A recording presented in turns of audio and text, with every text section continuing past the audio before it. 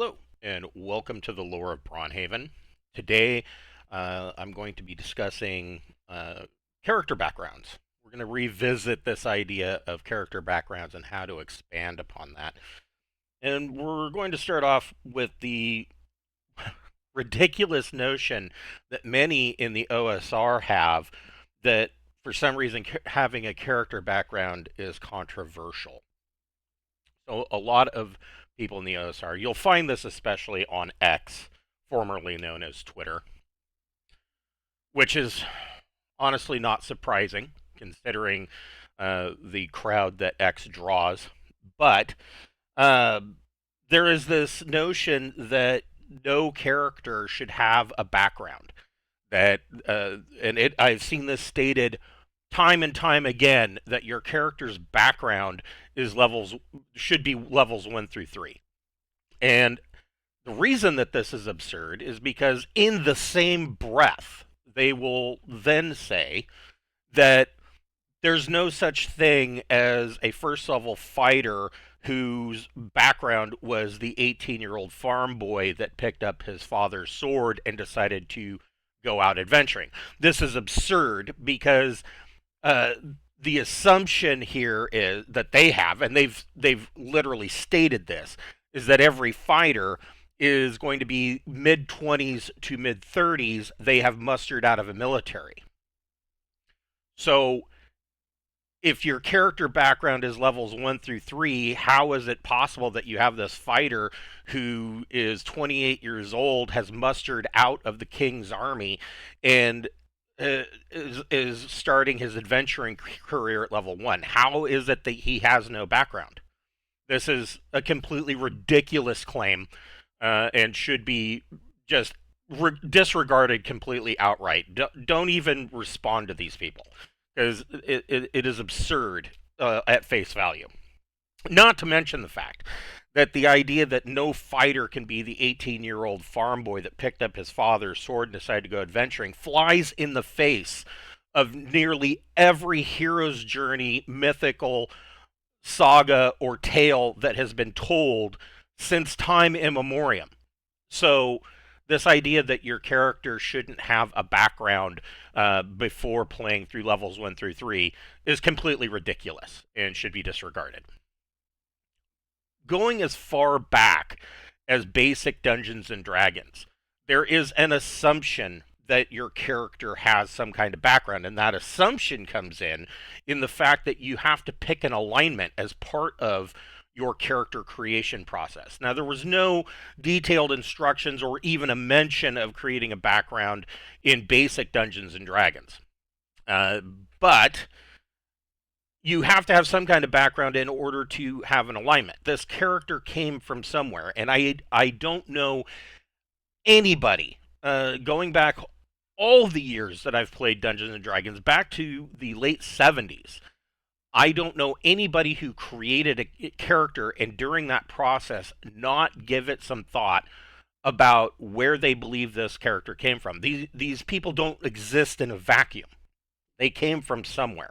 And so even the act of rolling the 6 attributes, even if you do 3d6 down the line, once you have those attributes and you have selected their race, you are already forming in your mind where this character came from. Who is this person? Now, you may not know who they are or what their exact personality is until you've played levels 1 through 3, but you have some idea in the back of your mind where they came from. Now, one of the arguments against this idea that fighters are all mustered out of the military and that they're all going to be older in age. Here's an example of the reason that it's absurd. This is the description of the fighter class in basic Dungeons and Dragons. Nowhere in here does it say anything about them having spent time in a militia or the king's army or that they mustered out. There's none of that. It just strictly says that fighters are humans who train for battle. It is their job to fight monsters and protect the weaker members of the party. That's all it states. It goes on to say that great heroes such as Hercules were fighters. But even the oldest tales of Hercules has him starting out younger. So there's no there's nothing here to back up their claim that every fighter has mustered out of a military or militia. There's nothing here to base that on.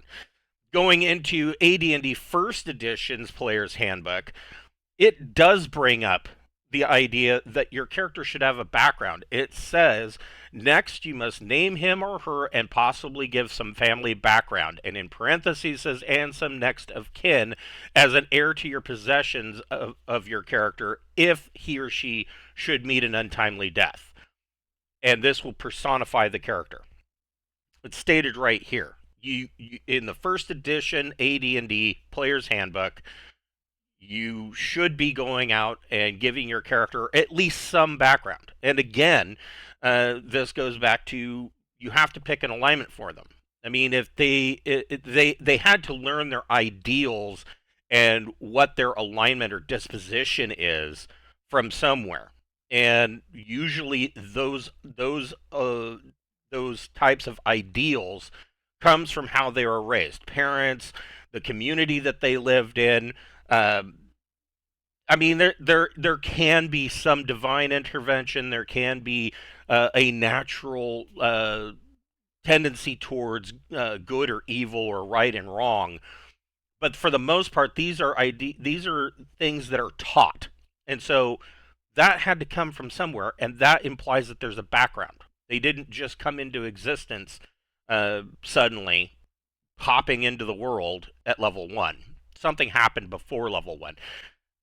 In some ways, this is one of the reasons why I like some of the ideas that have been bounced around in numerous books. I believe there is at least one book for Old School Essentials that assumes that the characters are starting as 0 level characters, and it gives you a little bit more of an opportunity to determine who that character is before reaching level 1. But in most of those cases, I find that the 0 level campaign leading into a first level campaign, you end up with player characters that are far too weak, and a lot of times those characters, I mean, especially if you're playing something hardcore like Old School Essentials, can be pretty nasty. Even worse, Shadow Dark. Some of those games, if you're starting at 0 level, it's almost inevitably going to be a funnel, and half or more of those characters are going to be dead before they even reach level 1. So the idea that it's generating a background for them, it's generating a background for a potential corpse. And so, the Game Master has to be very careful with these 0 level characters. There's no reason that you can't start a campaign at level 1 and have some form of background for your character.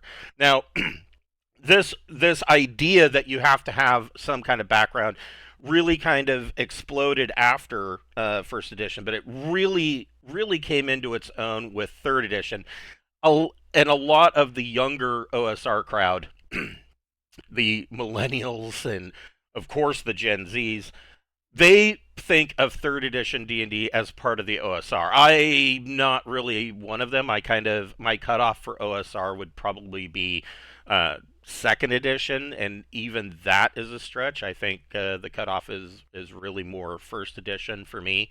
But Third Edition really kind of exploded this idea of character backgrounds, but it wasn't really until 5th Edition that they really dug in and said picking or creating some kind of background for your character is part of the character creation process. In 5e, we saw these backgrounds arrive, and they started to give the characters some small, minor amount of abilities to their character, oftentimes completely unrelated to their class. Now, one of the things that 5th Edition did that I like is the background idea, and they didn't require any particular character class to be tied to any particular background. You could pick any background, and it may not function very well with your overall character class concept, but it gave you a spattering of bonuses or proficiencies in skills that your character class may not otherwise have.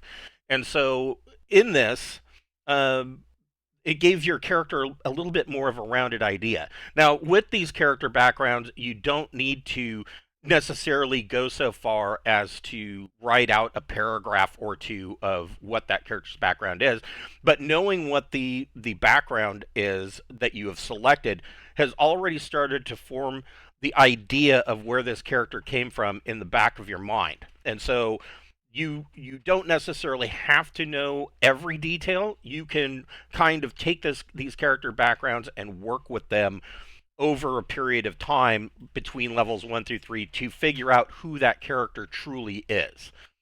And so this was actually a really good idea. You could easily have a cleric that took the urchin background. They grew up on the streets. They have some nefarious or pickpocketing or begging type abilities before they joined the temple to become a cleric. They don't a cleric doesn't have to take the acolyte background. That yes, the acolyte background would probably make more sense, but that's not a requirement. In the C&C Player's Handbook, it kind of, and this goes all the way back to 2004, of which C&C, Castles and Crusades, was the basis for the formation of D&D 5th edition. And I mean, that you can read through the book and see where they got all of their ideas. But they even had a chapter on completing the character, and part of that is the persona. Who is this person? What is their disposition? Previously called alignment. How do these characters interact in the world, and where did they come from?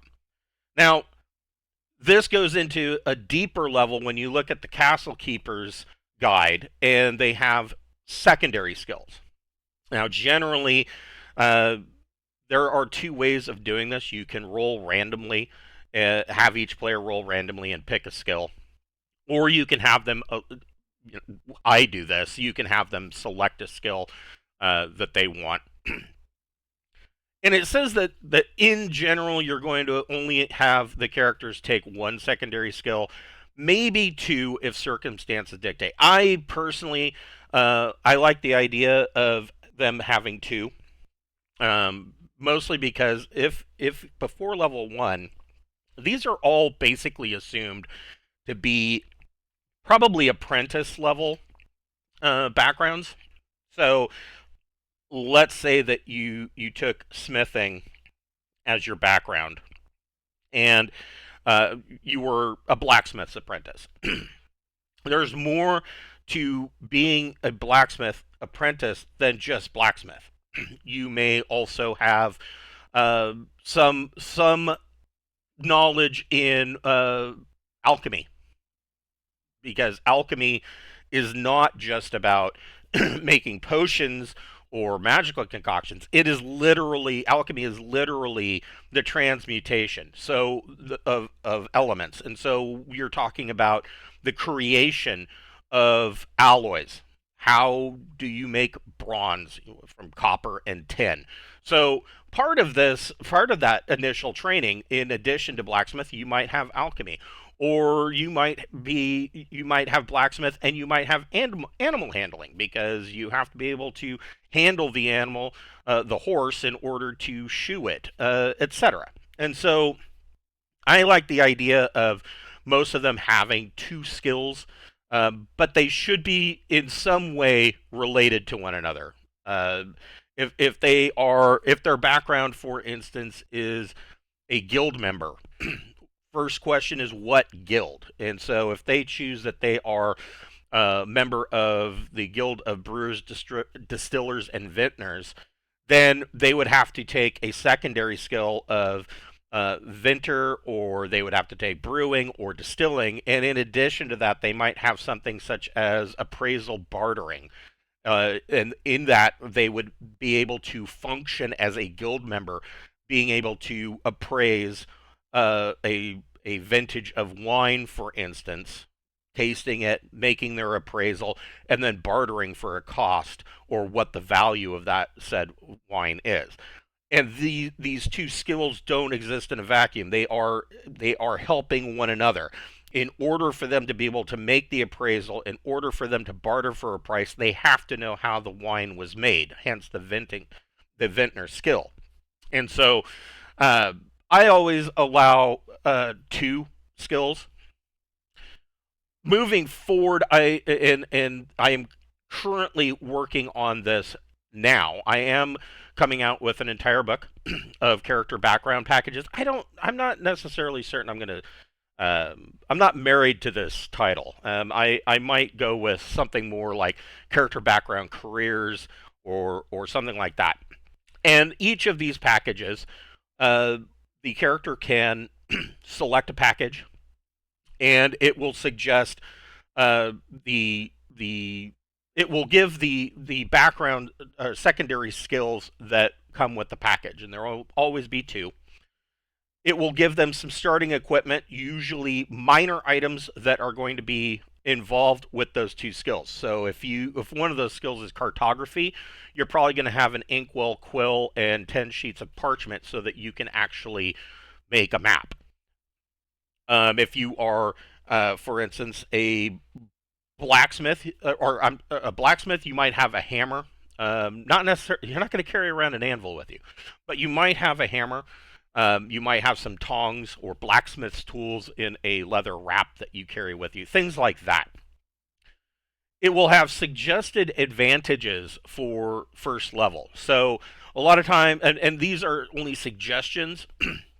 Most of the time, if your castle keeper is allowing you to start level 1 with an advantage, the first go-to, of course, is to look at your race and your class. I always say that the first thing you should look to is your race.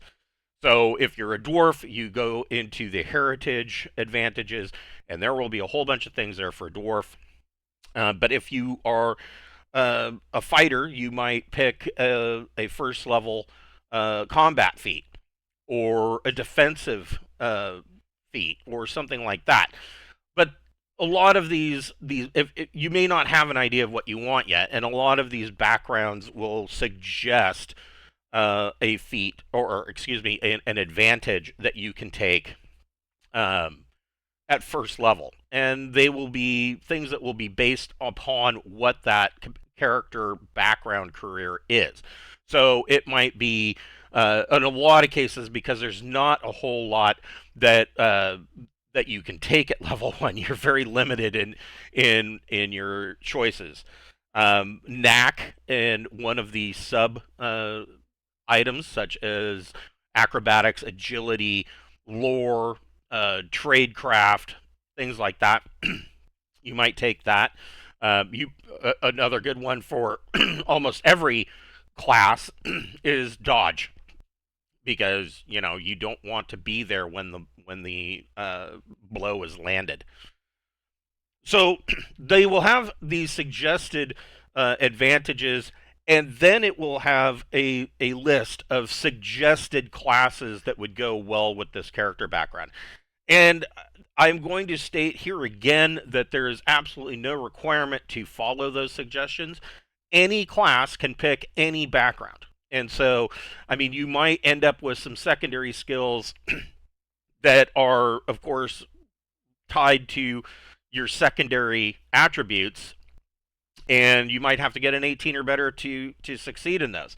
Not every one of those is going to be set in prime unless you are looking more at the suggested classes.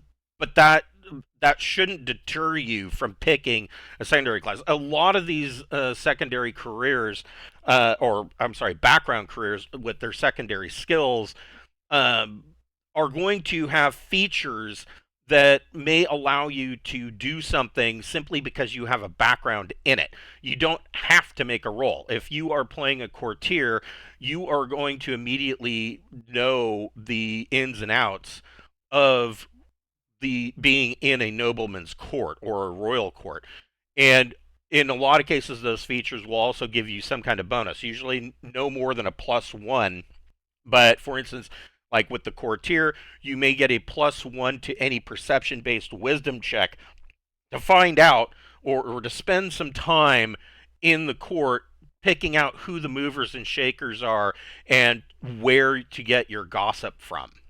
So these, in addition to just having mechanical items, they'll have a feature that sometimes will always work. A miner can always tell whether a mine is mined out or not. And if the mine has been salted, then they may get a +1 to perception checks to actually determine that it has been salted. So this is a book that is forthcoming. It is like many of the books that I write. It is a book that I look forward to and want to have at my table, and I haven't found it, and so I am creating it. And so this is forthcoming. No timeline. Still in the initial outline stages, but it is something to be looking for, and I will have that. I'll have more information available for you here in the coming months. Thank you for watching, and I hope to catch you next time.